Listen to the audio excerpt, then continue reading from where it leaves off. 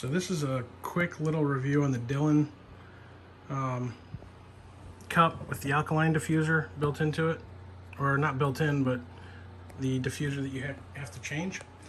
After several attempts at trying to remove the diffuser with this tool, I'm sure lots of you have seen, the tool's plastic, it very easily breaks. Put it in there, tighten it's no problem to put it in, but to remove it, this tool just doesn't work. So after several failed attempts, I emailed the company and asked them what they recommend, and this is what they told me to do. And I tried it and it worked. You take it, turn it upside down, and find a thin carpet or put a towel on the floor, and from about 2 feet up, drop it, and after a few tries,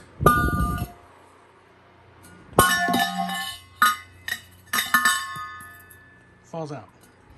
That's what they told me to do. I was astonished when they told me that, but it worked. You're welcome.